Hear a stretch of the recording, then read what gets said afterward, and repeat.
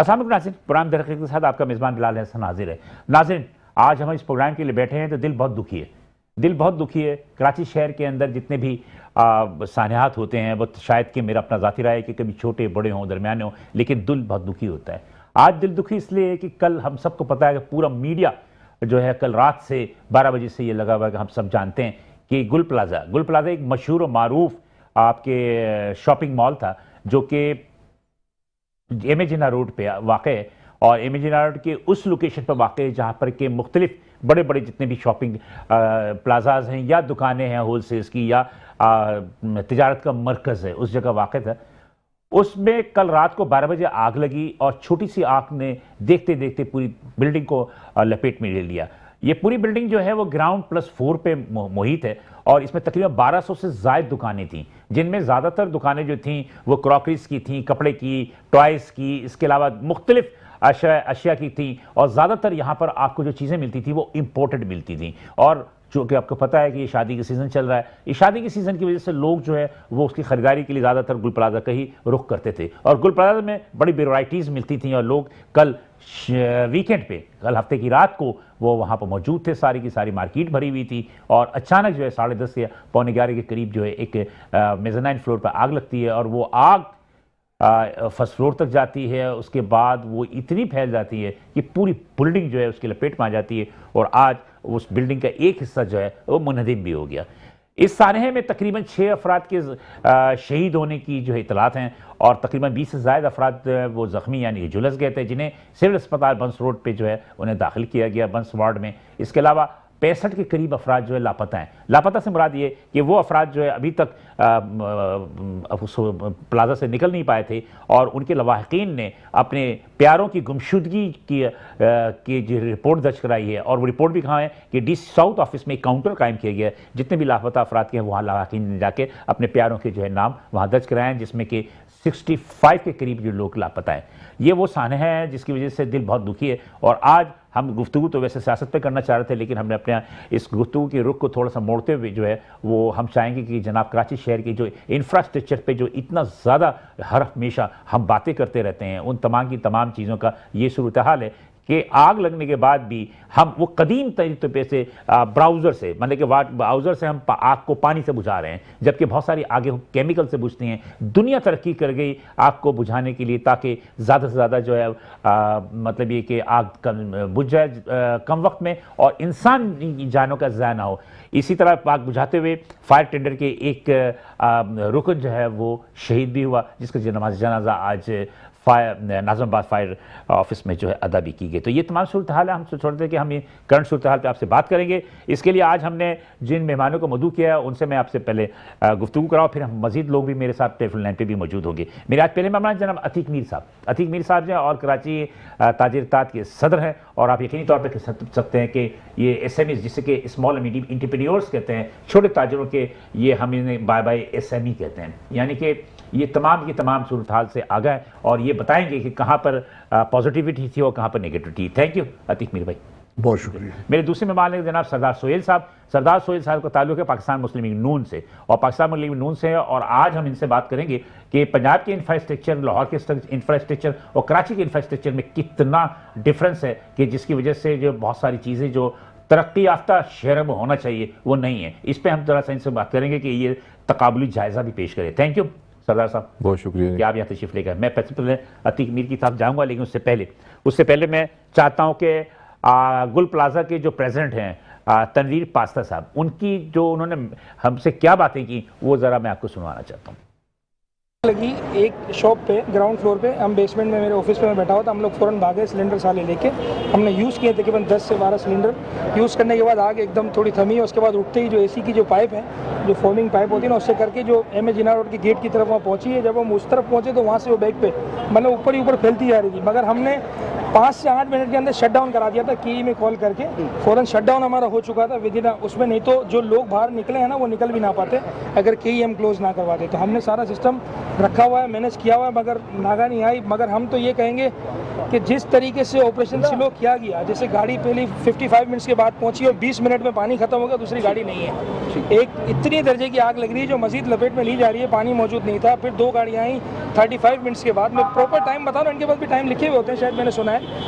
फिर 2 गाड़ियाँ मौजूद हुई, उसके बाद फिर 1 गाड़ी है, फिर स्पार्कल आया। भाई अभी टैंकर मंगाओ तो 10 टैंकर जाती। मेरा कहने का आप ये कहना चाह रहे हैं कि कुछ शुबा का इजहार करना चाह रहे हैं कि जानबूझ के किया गई है? नहीं, मैं जानबूझ के नहीं कह रहा हूँ, अल्लाह ना करे। मैं ये भी नहीं कह रहा। मुझे तो काफ़ी लोगों ने आके कहा यार इतनी तेज़ी से आग के से पहले किसी ने कोई केमिकल तो नहीं डाला। मैंने कहा पॉसिबल नहीं है, क्योंकि हमारे खुद के गार्ड्स हैं, सिस्टम है, बंदा है। जिसमें आग लगी दुकान में बराबर वाला बंदा। कितनी दुकानें जो है मुतासिर हुई है आप समझते हैं पूरी? टोटल 1200। अच्छा, इसमें क्योंकि सुने, बेसमेंट मिलाकर बेसमेंट की शॉप, अभी कहने का मकसद है आग में मुतासिर जरूर नहीं हुई थी, मगर जब डेमोलिश जब गिरा है नीचे तो ऑब्वियसली छत गिरी होगी, कुछ बचा ही नहीं होगा वहाँ पे भी। जब 3 फ्लोर की इमारत जब ज़मीन बोझ होती है तो बचा नहीं होगा। टोटली 1200 दुकानें टोटली जो है इसमें जो है बिल्कुल डंप हो चुकी है। नाज़रीन, आपने ये देखे कमेंट्स थे जनाब, ये तनवीर पास्ता से गुल प्लाजा के एसोसिएशन जो होती है उसके सदर थे, और जो उन्होंने गुफ्तगू की उसी गुफ्तगू को हम आगे बढ़ाते हुए अतीक साहब आप भी वहाँ मौजूद थे जी। क्या सूरत हाल हुई? आपको क्या, आपके इल्म में क्या आई हुई कि आग कैसे लगी?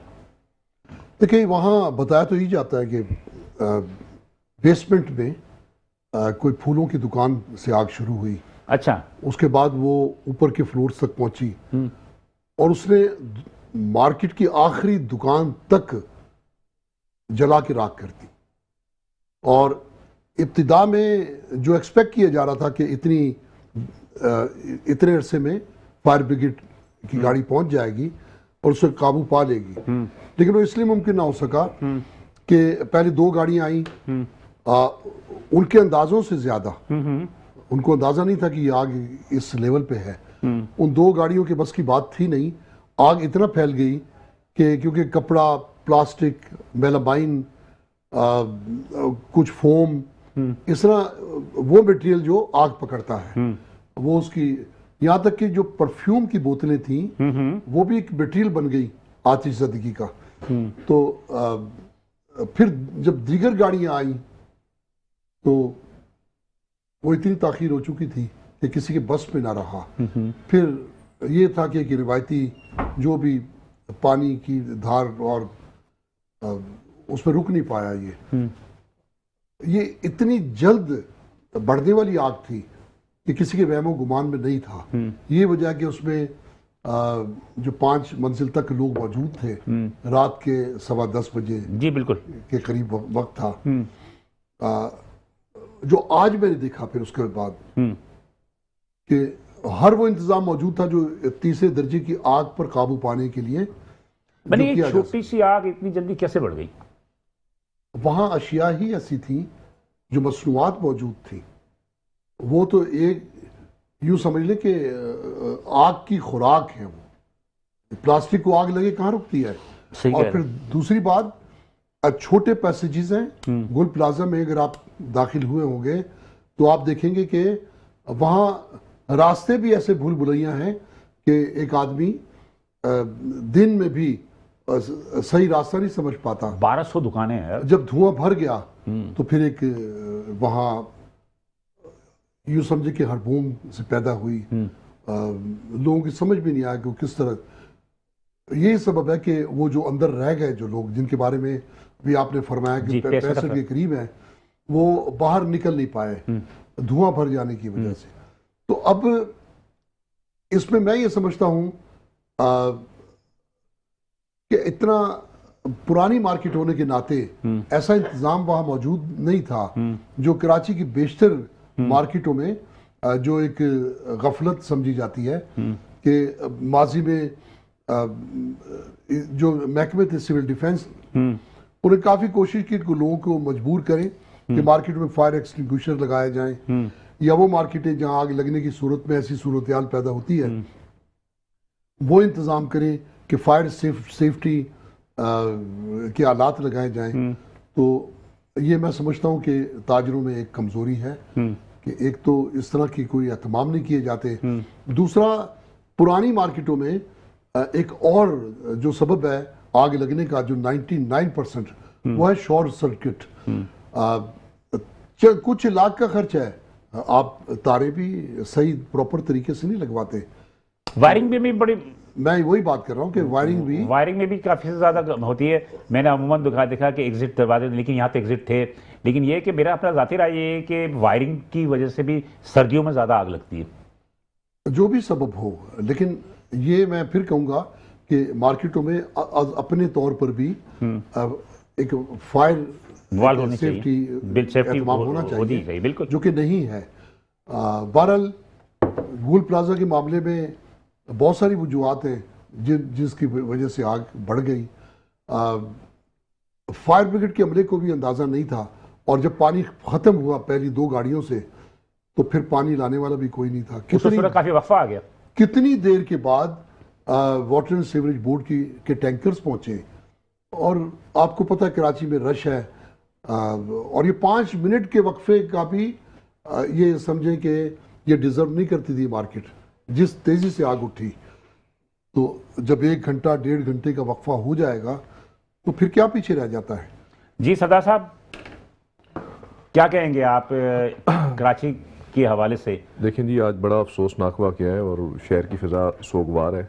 मैं अभी तकरीबन शाम को 7 बजे वापस कराची पहुंचा हूँ। मैंने कुछ पंजाब का दौरा था और फिर अंदरूनी सिंध का, तो वहाँ से आया हूँ। ये एक तो इंतज़ामी नाअहली भी है, दूसरा गफलत और लापरवाही का एक नतीजा है। आप ये देखें कि हमारे शहर की, कराची की जितनी भी मार्केट्स हैं उसके अंदर किसी भी किस्म का नज़्म ज़ब्त तो है ही नहीं।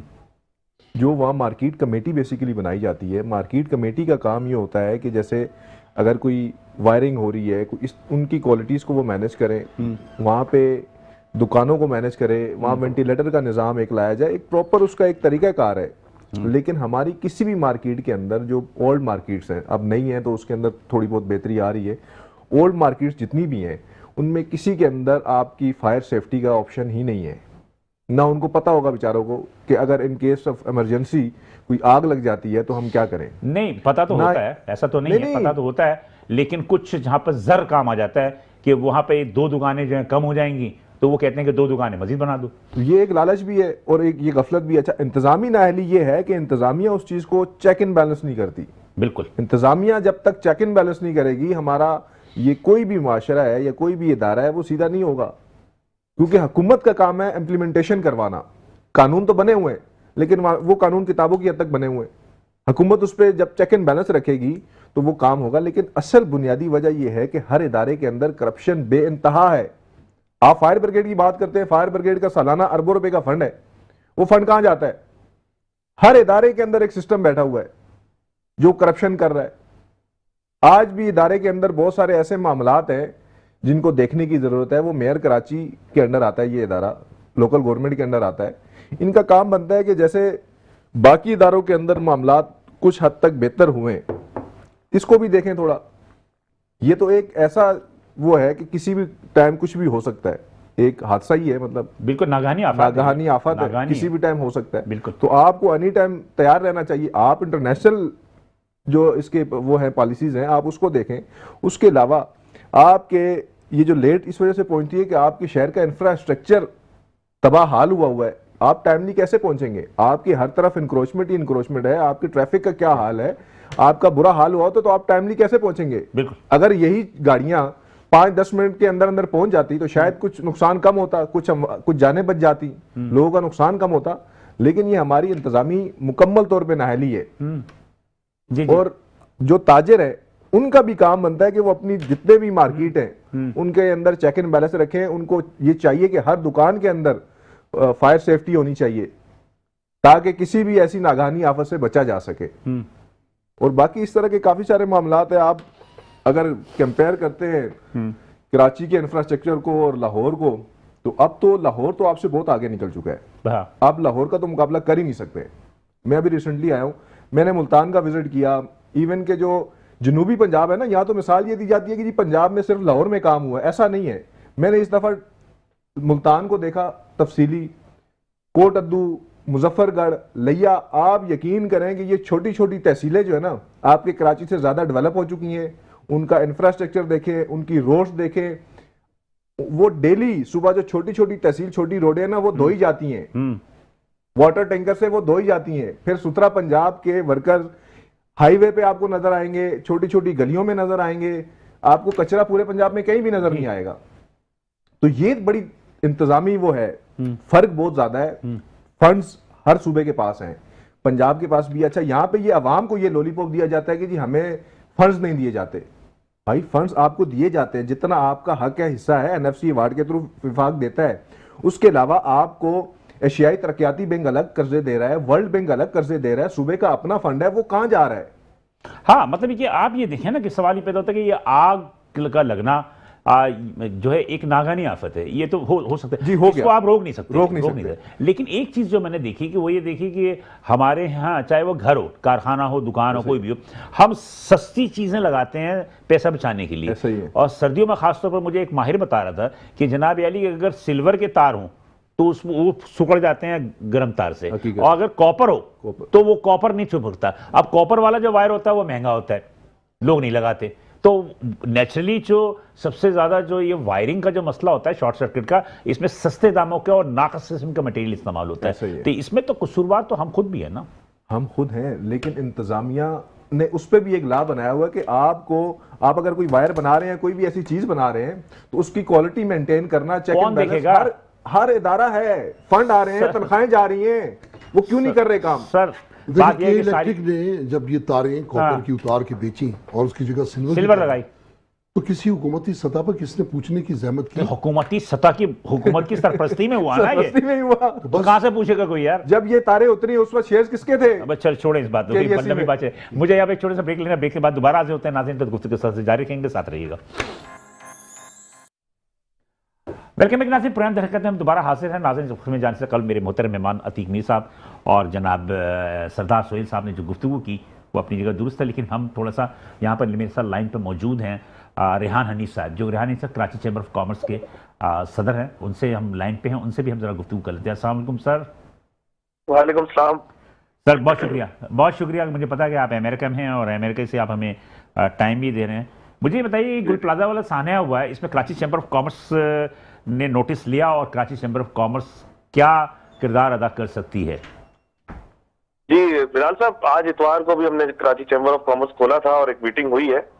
देखिए, इसमें दो चीजें हैं जो हमारा मुतालबा है। एक तो इसकी तहकीकात होनी चाहिए कि भाई ये आग लगी क्यों, क्या इसके अंदर सेफ्टी इंतजामात थे, इस प्लाजा में एग्जिट्स थी, क्या हमारी फायर ब्रिगेड में इतनी इस्तात थी कि वो आग पे काबू पा सके, कोई कमियां कोताहियां तो नहीं थी।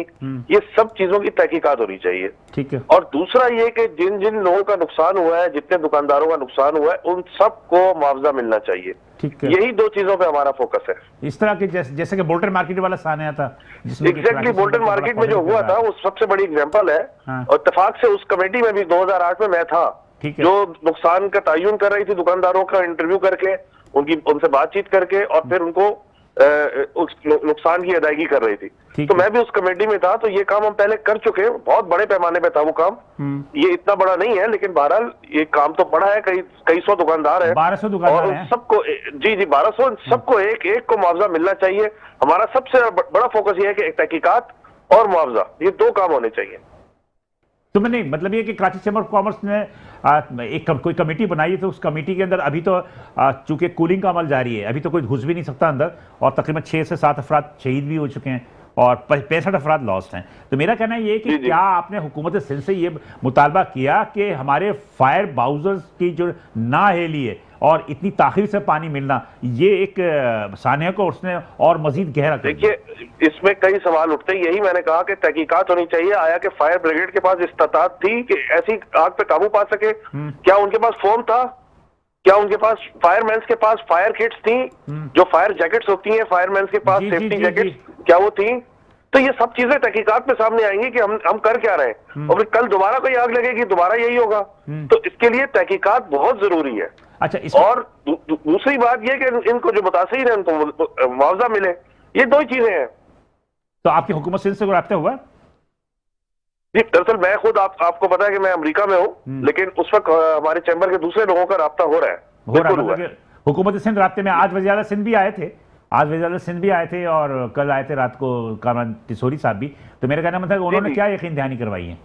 जी हमारे लोगों का राब्ता हुआ है, मुझे एग्जैक्टली नहीं पता कि उन्होंने यकीन दहानी क्या कराई है, लेकिन सब कंसर्न है, सबको जाहिर बात है इस वाकये की, सबको तकलीफ है, सब दुखी है इस वाकये पे, लेकिन खाली दुख से काम नहीं चलेगा, हमें मुआवजा भी देना होगा और हमें इसकी तहकीकात करानी होगी ताकि आइंदा ये काम ना हो। बहुत शुक्रिया, बहुत शुक्रिया। ये थे सदर रेहान रईनी साहब थे और इनसे गुफ्तगू करिए। मेरे ख्याल जरा इनसे बात कर लें अतीक मीर साहब। अतीक मीर साहब तो काफ़ी नाक़िद भी रहे हैं कराची चैम्बर ऑफ कॉमर्स के, तो मैं ज़रा पूछ लूँ कि आप इस बात को तो कायल होंगे ना कि 2008 में जो सान्या हुआ था उसमें कराची चैम्बर ऑफ कॉमर्स का बड़ा पॉजिटिव किरदार था कि उन्होंने मेरा एक पुरजोर मुतालबा ये था कि जो भी ग्रांट मिले उसकी तकसीम कराची चैम्बर के जरिए हो, जैसे लास्ट में होता 2008 में हुआ था।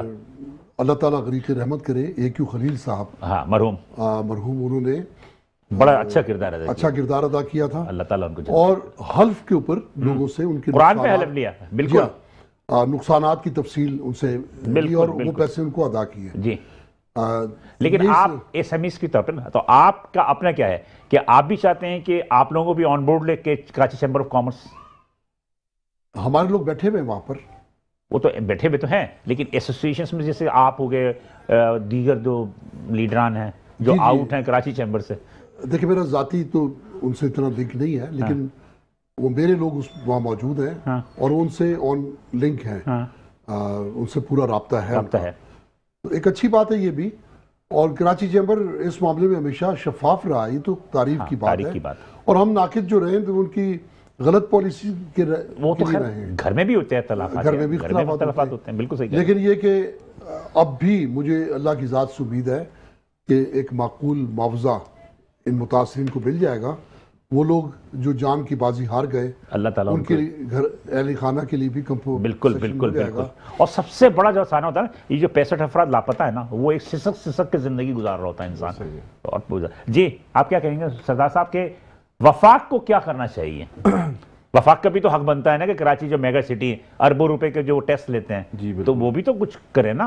अच्छा, विफाक की जहाँ तक बात है, विफाक अपने तहत जो काम कर रहा है शहर के अंदर, आपको काफ़ी सारे प्रोजेक्ट्स विफाक ने दिए हैं और अभी मजीद वो उन प्रोजेक्ट्स पे काम कर रहे हैं, जैसे सर्कुलर रेलवे हो गई, इस तरह के 3-4 बड़े प्रोजेक्ट्स पे विफाक डायरेक्टली काम कर रहे हैं। कहाँ कर रहा है सर सर्कुलर रेलवे? कहाँ बन रहा है? कराची के अंदर। कहाँ बन रहा है? उसमें इंक्रोचमेंट और काफी सारी ऐसी चीजें हैं। मेरा अपना जाती रहा है कि इंक्रोचमेंट के सिलसिला हुआ था, बड़ी तेजी से हुआ, उसके बाद ठप हो गया। नहीं ना, ग्रीन लाइन है, ग्रीन लाइन का जो सिलसिला हुआ ने रुकवा दिया था उसका काम। वो बंदर रोड की तरफ की बात कर रहे हैं, नुमाइश से बंदर टावर गलत तरीके से हो रहा है। हाँ, और उससे पहले सुने, CM ने 2-3 महीने पहले एक लेटर भी लिखा और खदशात का भी इजहार किया कि जी विफाक डायरेक्टली कराची में क्यों काम कर रहा है। ठीक है, ये हकीकत है। दरअसल पीपल्स पार्टी या जो सिंध गवर्नमेंट है वो नहीं चाहती कि विफाक यहाँ पे इंटरफेयर करे। बिल्कुल सही है, ये एक हकीकत है। ठीक है। और इस टाइम लेकिन क्या पंजाब हुकूमत ये इंटरफेयर चाहेगी कि सिंध हुकूमत आके यहाँ काम करे? सर पंजाब हुकूमत की बात नहीं कर रहा, विफाक की बात कर रहा हूँ।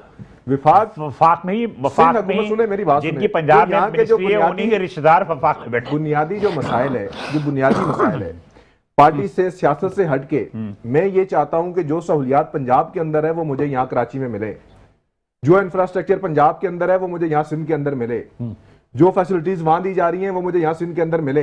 क्या चाहिए? मतलब रोड मुझे क्लीन, नीट एंड क्लीन चाहिए, पानी मुझे साफ चाहिए। सुने, वहां तो सड़कें धोई जा रही हैं, मेरे पास यहाँ पीने का पानी नहीं है। ओके, वहां पे मैं रात को 3 बजे जो है ना आजाद उम्मीदवार मोबाइल पैसे हाथ में लेके घूम सकता हूँ, यहाँ पे मैं नहीं घूम सकता। क्राइम की खबरें पंजाब से आ रही होती हैं, वहां CCD बनी है सर। क्राइम की खबरें पंजाब से आती हैं, खबरें चल रही होती है पंजाब में, लेकिन वहां पे इंप्लीमेंटेशन हो रहा है, डकैती पड़ गई, इतना के लूट लिया, इतना का कत्ल हो गया। वहां पे मैं आपको बताता हूँ, वहां पे आम आदमी के लिए डिप्टी कमिश्नर, असिस्टेंट कमिश्नर और DPOs के दरवाजे खुले हुए हैं। आम आदमी की वहां सुनवाई है। उसके अलावा CM ने कंप्लेन सेल वहां बनाया हुआ है। अगर कोई ऑफिसर आपकी बात नहीं सुनता, आपको कोई कंप्लेन करनी है, डायरेक्टली वहां पे उससे एक्शन होगा CM हाउस से।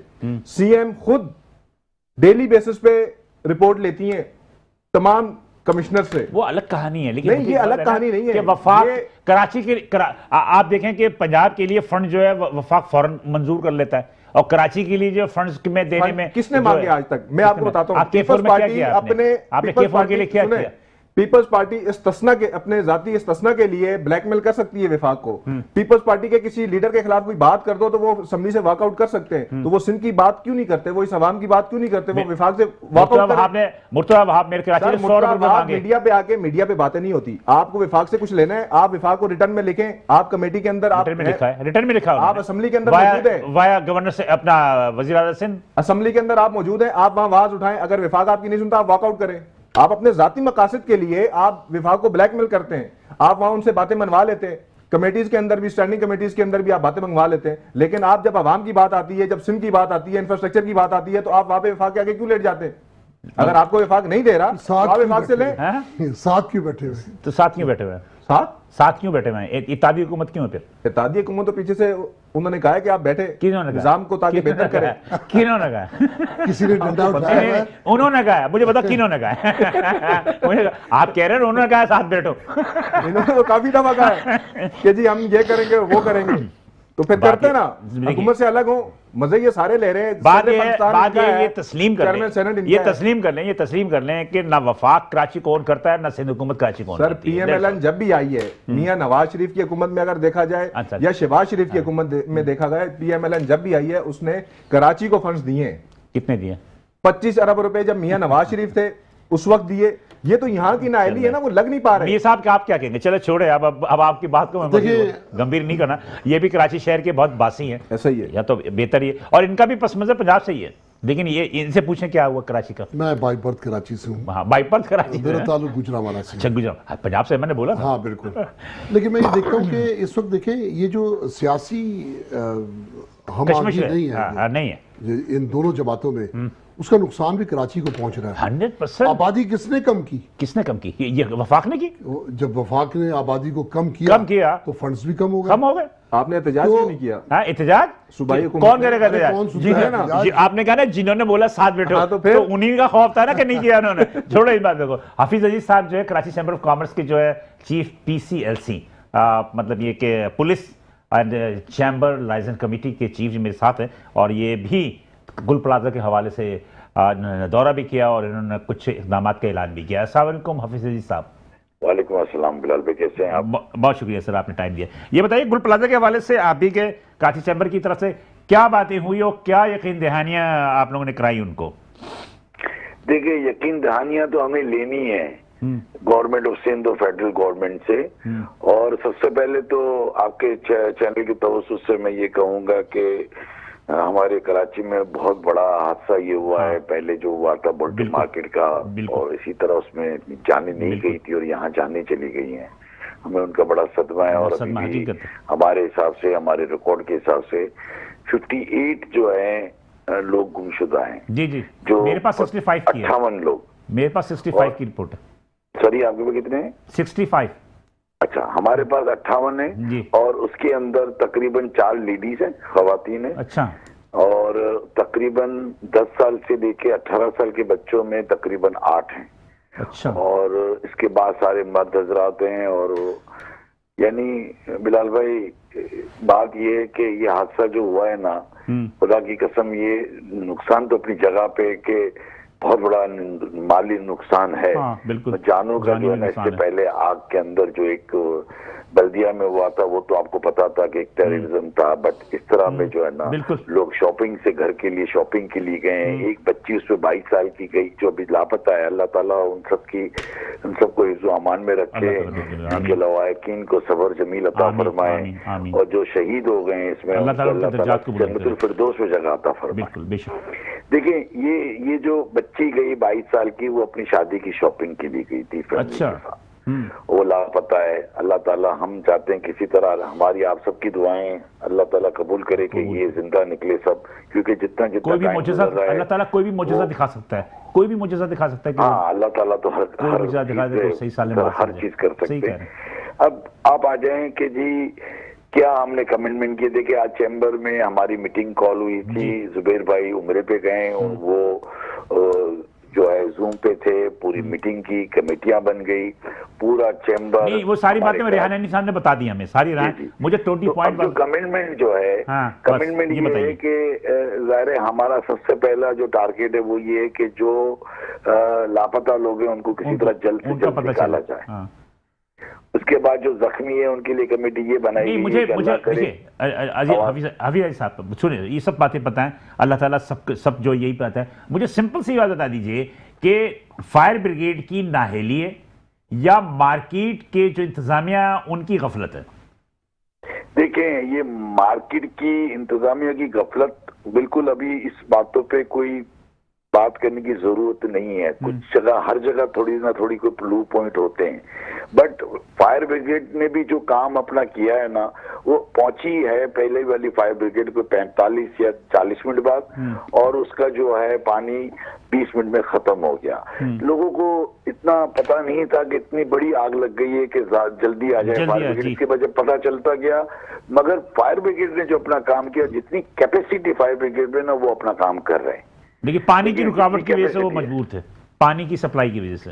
देखिए, ये तो बात वही आ रही है ना कि जो नाअहली इन डिपार्टमेंट में है कि अगर कोई नाअहली है, ये किसकी नाअहली है? केडब्ल्यूएसपी की नाअहली है, फायर ब्रिगेड की नाअहली है, सिंध हुकूमत की नाअहली है, किसकी नाअहली है? फायर ब्रिगेड ने अपनी, देखिए एक फायर ब्रिगेड, एक फायर फाइटर जो है उसकी डेथ हुई है। वो नौजवान, अल्लाह उसकी मागफिरत करे, हाँ, एक शहीद वो भी मरा है उसमें। सही कह रहे हैं। और बात ये है कि कोई अपनी जान दे दे और उस पर हमको इल्जाम लगाए तो ये हमें जेब नहीं देता। सही बात है, सही बात है। ये किसी से मौत से आगे तो कोई चीज नहीं है ना बिलाल भाई। बेशक बेशक। तो वो बेचारे किस तरह खिदमत कर रहे थे, अपनी जान की परवाह नहीं की, और नौजवान फायर फाइटर की डेथ हो गई। आप मुझे बताइए कि ये कमेटी जो अपनी रिपोर्ट कब तक देगी? कमेटी की कोई रिपोर्ट नहीं है, हमें रिपोर्ट सिर्फ ये चाहिए कि जो पहले, सबसे पहले हम एक ही चीज कह रहे हैं कि नुकसान तो ठीक है, बट कल जो सीएम साहब ने मीटिंग का कहा है, तो हम उसके अंदर लिस्टें बनवाने के लिए तनवीर पास्ता को और सबको कह दिया है कि मिसिंग पर्सन, जब अब जैसे एसबीसीए वाले वहां पे थे, उनको मैंने कहा, रेहान वहां पे था, उनको भेजा था मलबा हटाने के लिए, तो मैंने कहा रेहान ये मलबा कैसे हटाओगे?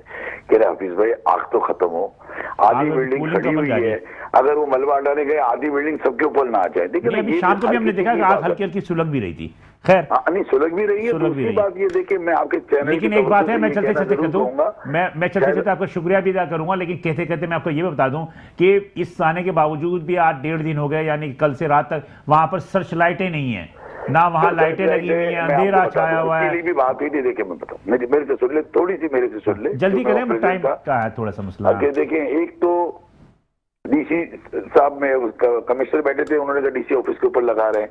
राव डेनी साहब ने कहा मैं अपने घर से लगा रहा हूँ। बराबर वाला जो प्लाजा है तिजारा, उससे कहा मैं गुल तिजारा, उससे कहा मैं लगा रहा हूँ। मगर एक आपको एक और चीज मैं बताऊं कि 2010 का जो हादसा था ना, उसमें 3.25 अरब चैम्बर को दिए गए थे लोगों के नुकसान को पूरा करने के लिए, इसलिए हमने 1.25 अरब वापस किया था। ये कमिटमेंट चले, वो तो बात की कहानी है, लेकिन बहरहाल ये है कि लोकपाल ये है कि बहुत शुक्रिया हफीज अजीज साहब, बहुत शुक्रिया कि आपने हमें ज्वाइन किया और आपने बताया। लेकिन ईमानदारी की बात यह है कि इंतजामी की गफलत है, तटिक्स मतलब वहाँ सर्च लाइट नहीं थी, अंधेरा छाया हुआ था, जबकि सर्च लाइट वगैरह होनी चाहिए थी। मेरे ख्याल टाइम कम है, मैं आखिरी लम्हात है, जल्दी जल्दी दो जुमले करके बता। देखिए, मैं समझता हूँ कि हुकूमत सिंध तक ये गफलत है, लोगों की बातें पहुँच चुकी हैं, और हम समझते हैं कि ये जितनी भी ये आज लाशों की सूरत में हमें जो इस मार्केट से मिला है, अल्लाह ताला और नुकसान की सूरत में, इसके पीछे वो तमाम गफलत हुकूमत सिंध की है कि जिसने एक अहम तरीन इदारे को, चलिए आपका हर शुबा इस वक्त बर्बाद है, बिल्कुल, कम से कम फायर ब्रिगेड के शुबे को हमेशा हम पुकारते हैं, हम हमेशा चिल्लाते हैं। एक इदारा का नाम नहीं देना, एसबीसीए, ये एसबीसीए भी, एसबीसीए का तो बाद में आता है, लेकिन फायर ब्रिगेड को बहरहाल बेहतर होना चाहिए। अब भी इसकी इस्तेदाद जरूरत से 10 गुना कम है, गाड़ियां भी कम है, गाड़ियों और ट्रेंड स्टाफ भी कम है, वो इक्विपमेंट्स भी नहीं है, वो जो फायर से सेफ्टी की जो जैकेट्स हैं वो तक नहीं है, अरे मास्क नहीं है, धुआं से बचने के लिए, वो कैसे फेस करेगा, कैसे बेहोश हो जाते हैं। जी जनाब, देखें जी, ये मुकम्मल तौर पे हुकूमत की नाअहली है। इससे पहले ये लॉलीपॉप दिया जाता था कि शहरी हुकूमत इस वजह से काम नहीं कर पा रही कि क्योंकि इख्तियारात सिंध हुकूमत के पास है, उन्होंने इलेक्शन में ये नारा मारा कि जी हमें आप वोट दें, इख्तियारात हमारे पास है, सूबाई हुकूमत हमारे पास है, हम शहर को जो है ना बेहतर बना देंगे। लेकिन ये एक बदतरीन नाअहली है। आप तो एक इदारे की बात कर रहे हैं, फायर ब्रिगेड, SBC, ये सारे इदारे तबाह हाल हो चुके हैं क्योंकि वहां करप्शन है। इसलिए कि बिल्डिंग जब बनती है तो SBC का नक्शा पास होता है। ऐसा ही है, हर चीज का फंड आता है इनके, हर चीज का। लेकिन क्या है कि वो खा लेते हैं। जो अफसरान आते हैं वो पैसे देकर आके सीटों पे लगते हैं, सिफारिश से लगते हैं। जब तक इस शहर के अंदर मेरिट नहीं होगी, हुकूमत के अंदर मेरिट नहीं होगी, ये इंतजामी मामला कभी भी दुरुस्त नहीं हो सकते। ठीक है, और ये सिर्फ PMLN कर सकती है, जो हमने करके दिखाया है, पंजाब में डिलीवर किया है और इंशाल्लाह आगे भी करेंगे। अब आप कैंपेन चला रहे थे। वफाकी हुकूमत इससे मुबर्रा। हाँ, भाई, आप समझते हो? सर तो ये सूबाई हुकूमत की जिम्मेदारी है ना, शहरी हुकूमत को फंड किसने देने हैं? हाँ, सूबाई हुकूमत की जिम्मेदारी तो है। देखिए, वफाकी हुकूमत के लोग अक्सर टीवी पर बैठ के कह चुके हैं कि जब हमें मैंडेट नहीं दोगे तो हम आपके लिए काम क्यों हम करें? आपके लिए क्यों- तो आवाम देना, आवाम को जब पता है कि इसका भाई जवाब बात देना आप पड़ेगा आपको। आप वफाक में आपकी हुकूमत है, आप लोगों को भी मोहब्बत नहीं है कराची से, ये मान लो। जिस तरह के सुबह आवाम को हमसे मोहब्बत होगी तो हम भी हाँ, करेंगे। अच्छा हो गई, बात हो गई, बात वही आ गई बात वही आ गई कि आवाम हमसे मोहब्बत करेंगे तो हम मोहब्बत करेंगे। चले, ऐसा ना कराची बनाना चाहिए। ऐसा ना कर। बात ये है कि सरदार साहब, बात ये होती है कुछ लोगों को मनाने के लिए कुछ मतलब ये कि उनका काम भी करना कोई एक सीट पड़ता है। नहीं थैंक यू, थी, एक MNA MPA नहीं था, इनको थैंक यू, ये green thank light they the, you, सब थैंक कुछ यू। दे दिया। आप दोनों हजार का बहुत शुक्रिया कि जनाब तशरीफ, वक्त की कमी की वजह से बार बार मुझे कहा जा रहा है कि जल्दी से वाइंड अप करें। नाज़रीन, ये वो गुफ्तगू थी, सानहा था, जिसका हमने तस्करा किया। अल्लाह ताला जो 65 अफराद अभी लापता हैं, हमारी दुआ है, मेरे मेहमानों की भी दुआ है कि उनको अल्लाह ताला कोई मोजज़ा दिखा दे कि वो बाहिफाजत जो है वो उनकी बाजियाबी हो जाए। बिलाल हसन से आज दीजिए, इंशाल्लाह अगले हफ्ते इसी दिन इसी तारीख से दोबारा मुलाकात होगी। हाफिज़।